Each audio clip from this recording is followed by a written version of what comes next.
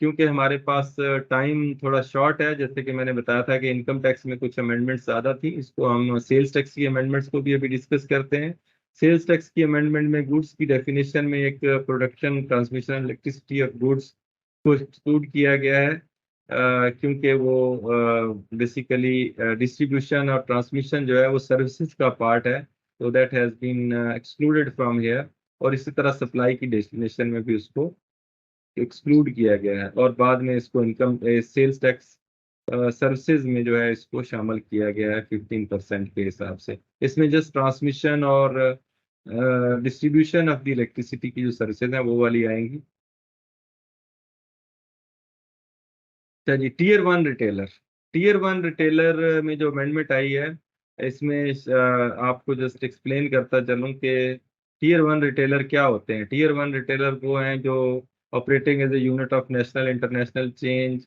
ये before 30 June जो status था, retailer operating in condition mall, retailer whose cumulated electricity bill 12 lakh से ज्यादा है, और या कोई होलसेलर कम रिटेलर जो बल्क इंपोर्ट में शामिल है। और उसमें दो शर्तें ये थी कि एक रिटेलर जो इसकी शॉप एरिया 1000 स्क्वायर फीट है, या फर्नीचर की केस में 2000 स्क्वायर फीट, और ज्वेलर्स के केस में 300 स्क्वायर फीट से, अगर 300 स्क्वायर फीट से अगर ज्यादा एरिया तो वो भी टीयर वन रिटेलर होंगे। और टीयर वन रिटेलर जो है, those are subject to sales tax registration, not only sales tax registration बल्कि उनका जो इनवाइसिंग पॉस सिस्टम है वो भी एफबीआर के साथ इंटीग्रेटेड होता है, और रियल टाइम बेसिस पे एफबीआर को उनकी सेल की रिपोर्ट जारी होती है, और उन्हें टैक्स रिटर्न फाइल करनी होती है और सेल्स टैक्स पे करना होता है।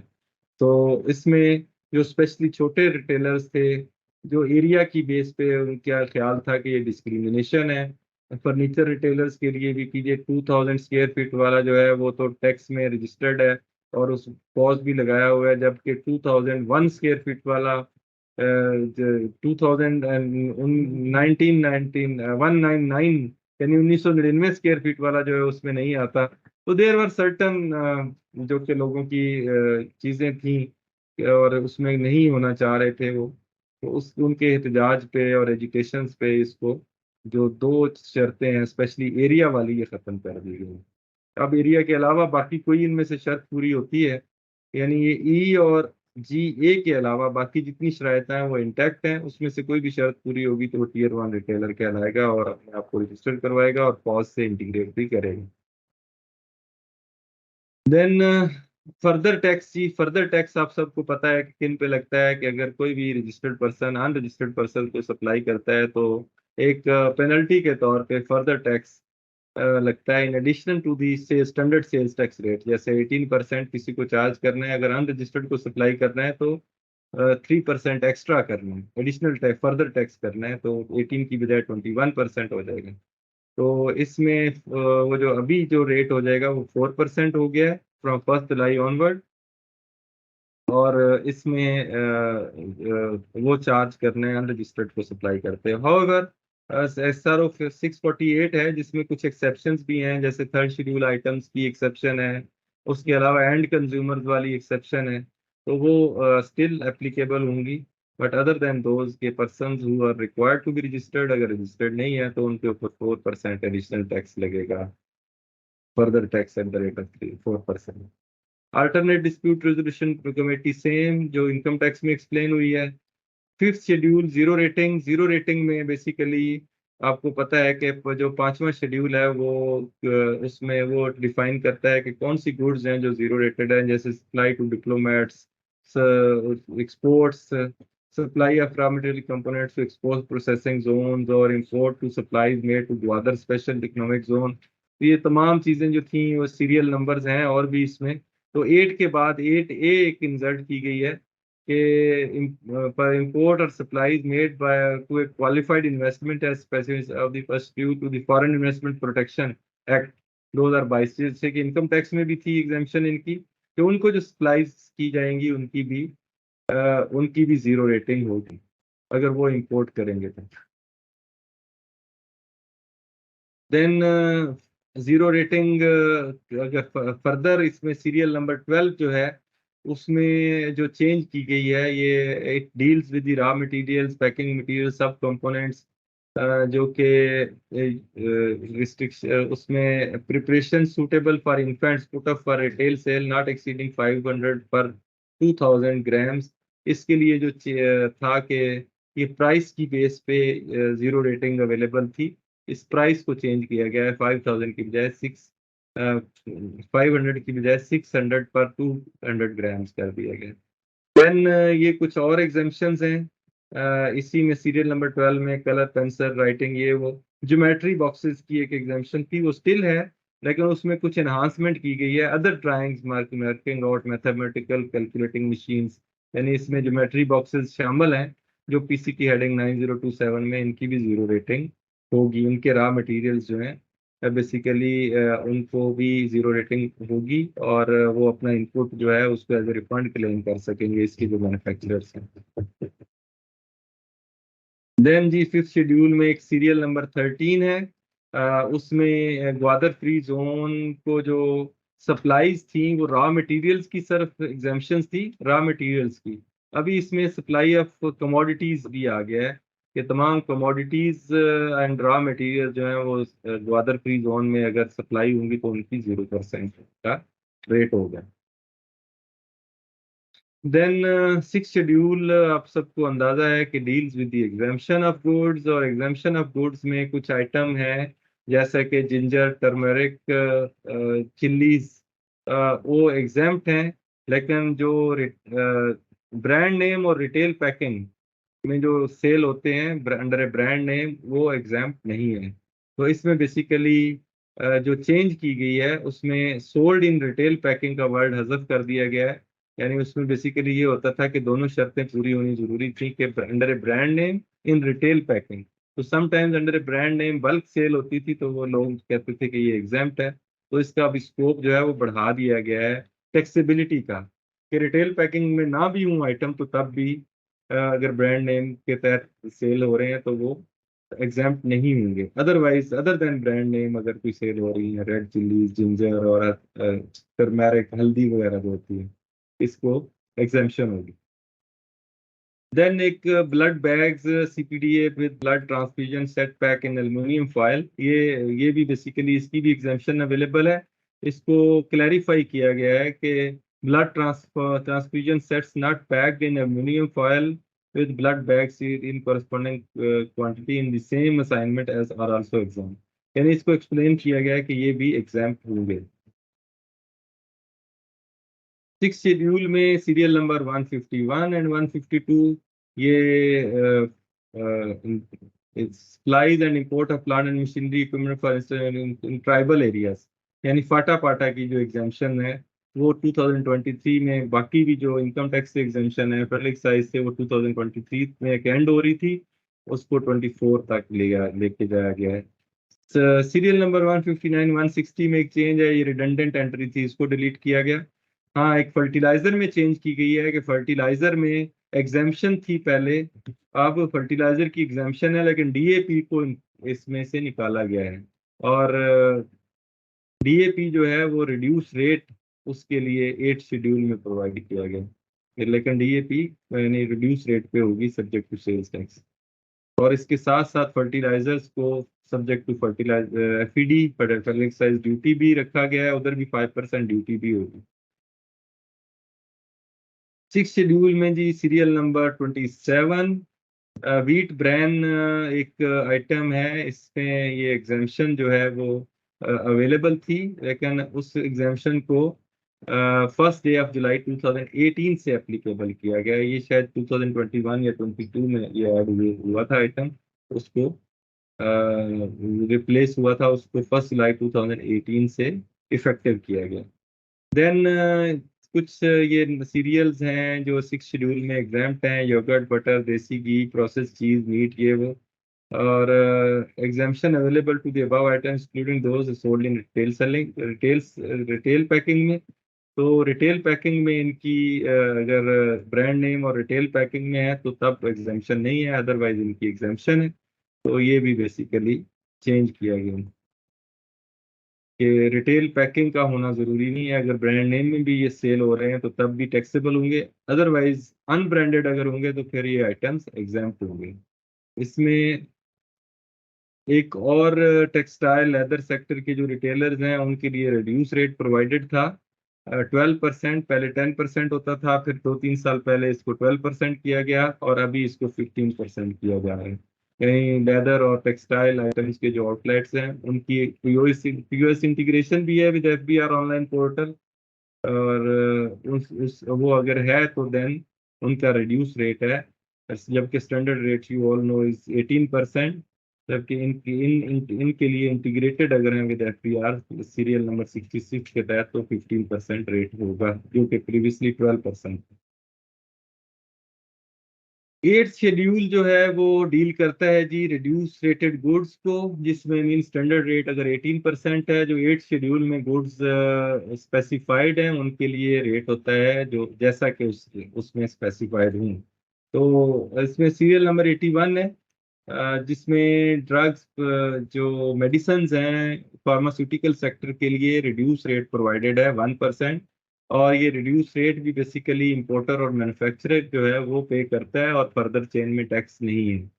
तो इसी तरीके से सीरियल नंबर जो 81 है इसमें कुछ और आइटम्स समझे इसकी डेफिनेशन को इन्हांस किया गया है। पहले सिर्फ ड्रग्स एक्ट के तहत जो मेडिसिन थी वो सिर्फ सब्जेक्ट टू रिड्यूस रेट थी। अब इसमें फर्दर मेडिकमेंट्स जो हैं जो क्लासिफाइड अंडर चैप्टर 30 उनको भी शामिल कर लिया गया है। लेकिन साथ ही ये आइटम जो हैं इनको एक्सक्लूड किया गया कि इनके ऊपर रिड्यूस रेट नहीं होगा, ये स्टैंडर्ड रेटेड होंगी, जैसे फील्ड इन्फ्यूजन, स्क्रब्स वगैरह, soft soap, adhesive plaster, surgical tapes वगैरह, ये वो इनके ऊपर रिड्यूस रेट नहीं होगा। Other than this medicaments and substances listed under the drugs act उनके ऊपर 1% होगा। तो इसके स्कोप को थोड़ा सा इन्हांस किया गया। देन एट शेड्यूल जैसा कि डील करता है 1% रेट को, तो इसमें एक्टिव फार्मास्यूटिकल इंग्रेडिएंट्स हैं फॉर मैन्युफैक्चरर ऑफ ड्रग्स, इसको भी थोड़ा सा इन्हांस किया गया। इसमें कुछ और चीज़ें शामिल की गई हैं कि जिनके ऊपर कस्टम ड्यूटी 11% से ज़्यादा नहीं है आइटम्स पे, तो उनके ऊपर तमाम के ऊपर रेट जो है 1% होगा। और उसमें कुछ शर्तें हैं कि ड्रैप सर्टिफाई करेगा, ये ऑलरेडी भी अवेलेबल है कि वो उसके मैन्युफैक्चरर हैं, और in case of import shall furnish all relevant information to Pakistan custom filter system. और इसमें no input tax shall be adjusted by the manufacturer और इंपोर्टर, ये भी एक शर्त है। देन जी एक नई सीरियल नंबर ऐड की गई है 83। और 83 जो है उसमें जैसे कि मैंने बताया था कि वो डीएपी एक्सक्लूड की गई एग्जाम्पशन से, तो उसको डीएपी को रिड्यूस रेट 5% पे यहाँ पे टैक्स किया गया है सीरियल नंबर 83 ऐड करके।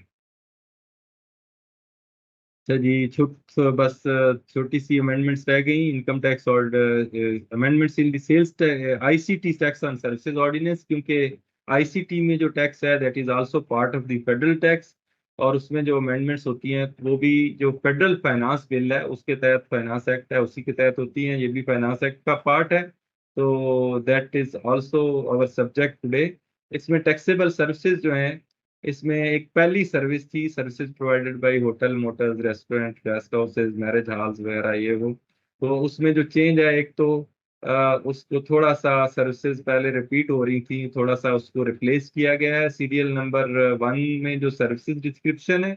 और दूसरा इसका रेट 15% था, और 15% ही होगा, बट जहाँ पे क्रेडिट डेबिट कार्ड के जरिए मिस पेमेंट्स होंगी वहां पे 5% रेट होगा। ये एक मेजर चेंज की गई है, पंजाब में ऑलरेडी है ये।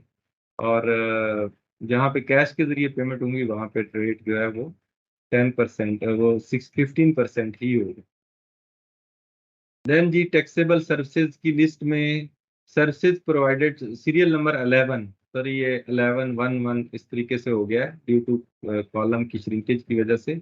सीरियल नंबर 11 था जिसमें services provided bye software IT based development consultants, जो रेट मेंशन था वहाँ पे जो टेबल में, टेबल 1 में वो 16% था। हाउएवर जो उसका टेबल 2 है उसमें रिड्यूस रेट अवेलेबल था for the software system development consultant which was 5%, तो इसलिए उसका इम्पैक्ट नहीं था इतना। ऑल्दो के तमाम सर्विसेज लास्ट ईयर चेंज कर दी गई थी टू 15%, 15% ही है। लेकिन इसका रेट आई डोंट नो कि कैसे वो मिस हो गया था, 16% था उसको 15%। एक तो कर दिया गया है, और दूसरा इसकी जो सीरियल नंबर की डिस्क्रिप्शन ऑफ सर्विस है वो IT and IT enabled services कर दी गई है। और ये basically IT and IT enabled services पहले भी लास्ट ईयर भी थी, लेकिन टेबल 2 में थी और रिड्यूस रेट पे थी, लेकिन अब IT and IT enabled services जो हैं वो पार्ट ऑफ टेबल 1 जो कि 15% पे टैक्स होगी। जबकि software development system development consultants जो हैं वो स्टिल एग्जिस्ट करते हैं एट रिड्यूस रेट, यानी सर्विस चार्जेस जो हैं उनके वो 5% पे टैक्स होंगे, जबकि बाकी जो सर्विसेज हैं जैसे ये डिफाइंड है आईटी सर्विसेज या आईटी एनेबल्ड सर्विसेज जिसमें सॉफ्टवेयर डेवलपमेंट, सॉफ्टवेयर मेंटेनेंस वगैरह जो है, web designing, IT enabled services में भी कुछ चीज़ें हैं जैसे medical transcription, human resource services, telemedicine centres, ये तमाम की तमाम 15% पे टैक्स होंगी। और ये एक सीरियल नंबर 60 ऐड की गई है, आपको शायद आपको पता है कि टोटल 59 सीरियल्स हैं। आईसीटी टैक्स ऑन सर्विसेज का जो शेड्यूल है टेबल 1 है उसमें 60 सीरियल नंबर ऐड की गई है, और transmission electric power transmission services को 15% पे उसमें ऐड किया गया। देन जी we come to federal excise act, जिसमें अमेंडमेंट्स कुछ there are few amendments through the finance act 2023। और इसमें जो अमेंडमेंट्स हैं वो सेक्शन गुड्स की डेफिनेशन को थोड़ा सा इन्हांस किया गया है कि जो फर्स्ट शेड्यूल में गुड्स अगर कुछ स्पेसिफाइड हैं वो सेक्शन 3 में अगर कहीं नहीं भी मेंशन तो तब भी वो उसके स्कोप में आएंगी।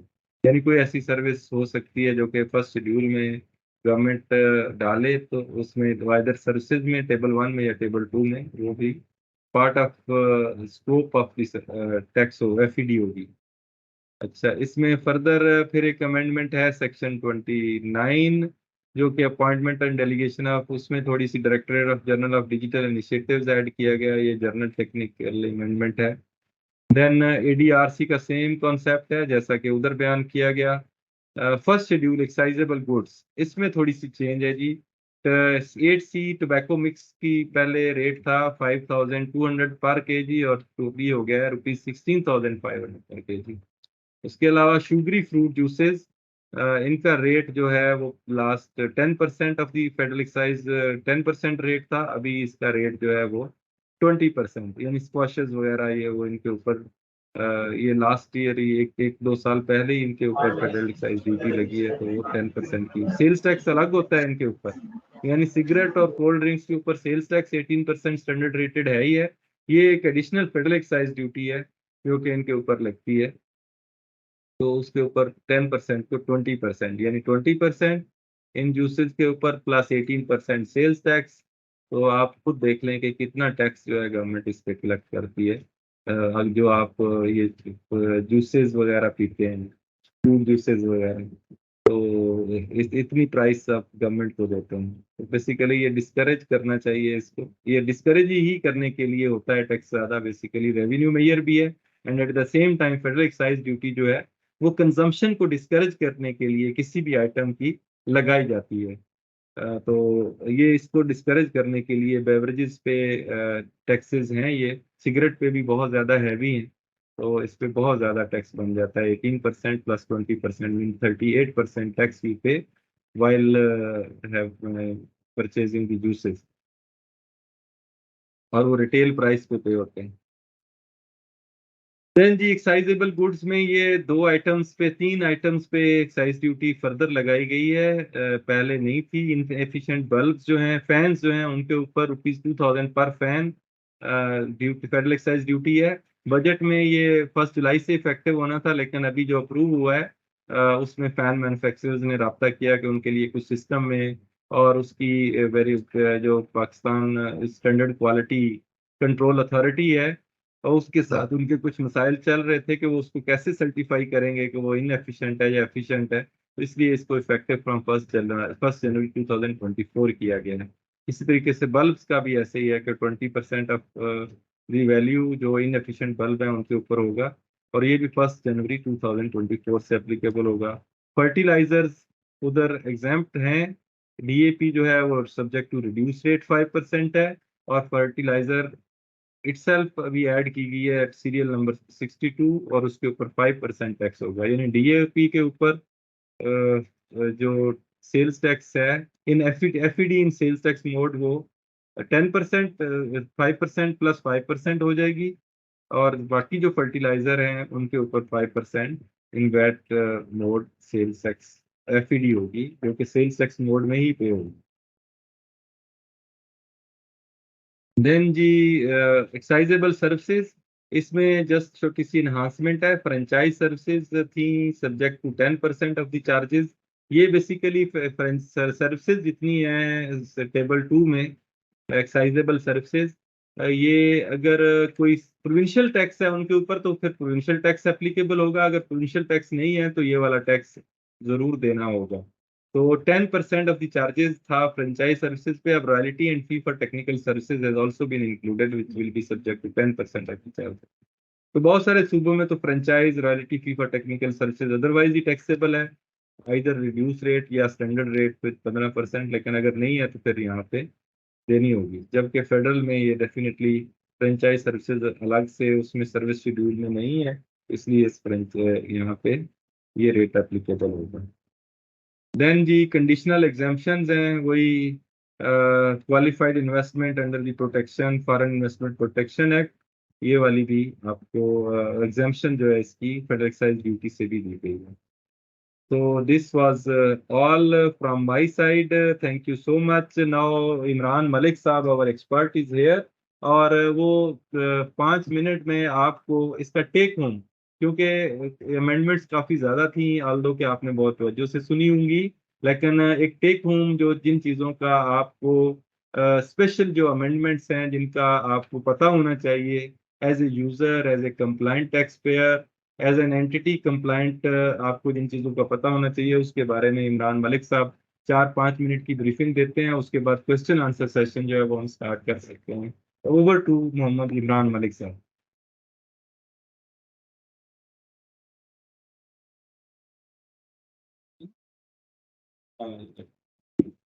जी इमरान मलिक साहब जी साथ हैं, उसके बाद क्वेश्चन आंसर सेशन जो है वो शुरू करते हैं।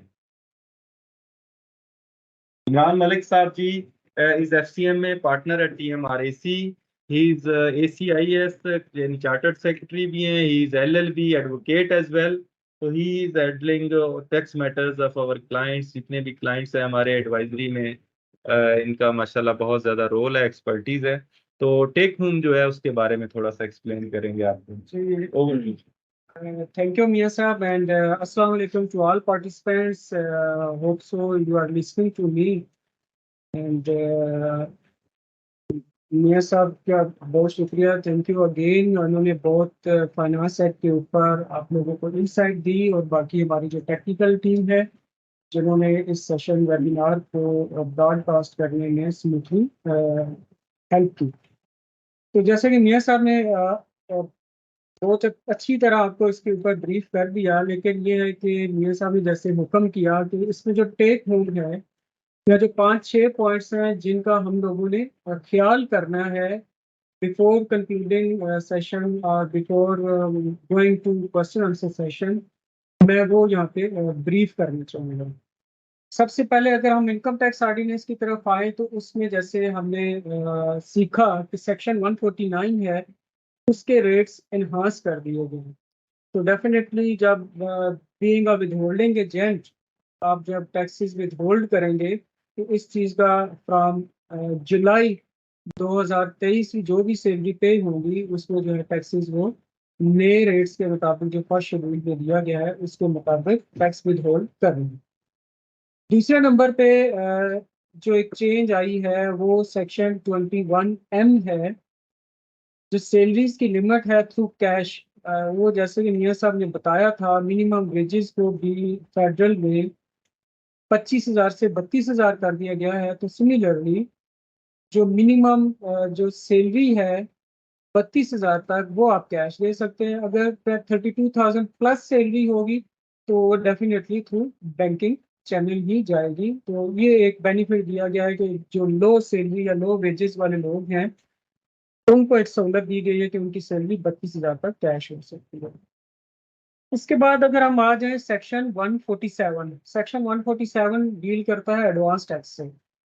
तो एडवांस टैक्स आप क्वार्टरली, इधर वो इंडिविजुअल है या एओपी है या कंपनी है, वो सर्टन फार्मूलाज हैं जिसके तहत एडवांस टैक्स पे होना होता है। तो उसमें एक अभी मेजर हम लोगों ने एक चीज़ का ख्याल रखना है कि जब एडवांस टैक्स पे होना है तो उसमें जिन लोगों की 4C सुपर टैक्स जिनके ऊपर एप्लीकेबल है, तो while calculating and paying the advance tax to government tax checker, तो उसका भी हमने वर्किंग में उस चीज़ का ख्याल रखना है। अब आ जाते हैं मोस्ट यूज्ड और मोस्ट जो सबसे ज़्यादा सेक्शन यूज होता है, 153 एंड 152। 152 जो है वो है payments to permanent establishments PE of the non resident persons, and section 153 जो है जो लोकल यहाँ पे सप्लाई सर्विसेज एंड कॉन्ट्रैक्ट्स के अगेंस्ट हम पेमेंट करते हैं। तो उसमें आज हमने सीखा कि इसमें टैक्सेस जो हैं वो तकरीबन हर उसके अगेंस्ट पेमेंट के against 1% companies and other than companies के लिए बढ़ा दिया गया। जैसे सप्लाईज की हम एग्जांपल लें तो पहले 4% था कंपनीज, तो वो 5 हो गया है, और अदर देन कंपनीज 4.5 था 5.5 हो गया। सिमिलरली यही रेट्स 152 में जो नॉन रेजिडेंट्स हैं उनके लिए भी इसी तरह रेट्स बढ़ाए गए हैं। फिर एक और चीज़ हमने इसमें लर्न की कि जो एक्सपोर्टर्स हैं, आईटी एक्सपोर्टर्स जो पीएससीबी रजिस्टर्ड हैं और जिनका tax 0.25% at the time of export under section 154A deduct होता है subject to certain conditions. One of the condition was to file the safe tax return, कि उनकी जो लाइबिलिटी है वो फाइनल हो जाती है। तो अब now the exporters who are registered with PSCB and liable to deduct 0.25% sale tax, now they are not required to submit the monthly sale tax returns। ये ऑलमोस्ट कोई इनकम टैक्स के हवाले थे, इससे मोटी मोटी चीज़ें थी जिन चीज़ों का हमने ख्याल रखना है। इसके अलावा ये तो हमें अब पता ही है कि रिटर्न्स जो हैं वो ऑनलाइन अवेलेबल हैं, हमने टाइमली रिटर्न्स फाइल करनी है ताकि हमारा नाम एटीएल के अंदर रहे। अदरवाइज टैक्सेस जो है वो नॉन एटीएल को उसके ऊपर बहुत ज़्यादा बढ़ा दिए गए हैं, स्पेशली प्रॉपर्टी परचेज के ऊपर, या इवन जो 231 भी ऐड किया गया है 0.6% जो कैश विड्रॉल्स 50,000 पर डे बढ़ा दिया गया। तो उससे बचने के लिए हमारा नाम एटीएल में होना चाहिए और उसकी टाइमली रिटर्न फाइल होनी चाहिए।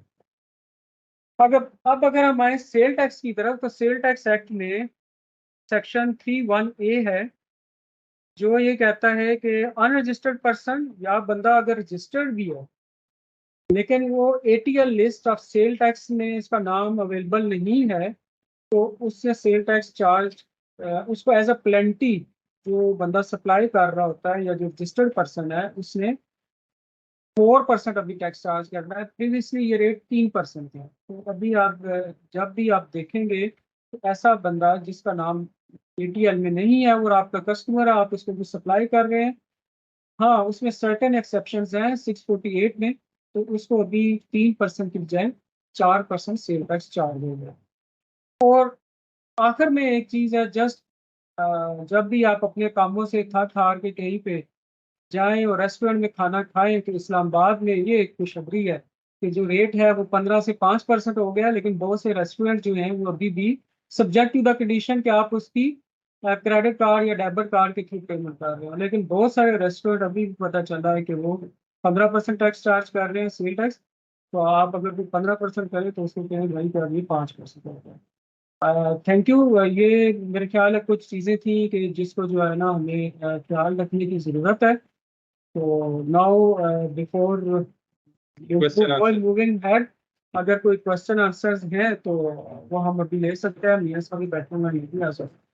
So, with this, we end up our presentation. I would like to thank you all who spare their valuable time और हमारे साथ लर्निंग सेशन में शामिल हुए। और उसके साथ साथ मैं अपने टीम जिसमें स्पेशली जो ऑर्गेनाइजर्स हैं हमारे मिस फजर मिस्टर नोमान, मिस्टर आदिल, उनका भी शुक्रिया अदा करता हूँ जिन्होंने तमाम जो टेक्निकल अरेंजमेंट्स हैं उसका बंदोबस्त किया। And also I am thankful to mister Imran Malik as well who remained with me, और उसमें साथ साथ हमने कुछ टेक्निकल कंसल्टेशन भी की, और साथ उन्होंने फाइनेंस एक्ट भी खोला हुआ था। कुछ चीज़ें जो स्पेशली हम जो क्वेश्चन आंसर थे उसमें उस वहाँ से उन्होंने गाइड किया और हमने रिप्लाई किया, और उसके बाद टेक होम भी इमरान साहब ने आप सबको ब्रीफ भी किया as a summary at the end of the session. So thank you so much, and we hope we will continue such sessions in future also, and you will be part of us. So thank you again. Allah Hafiz.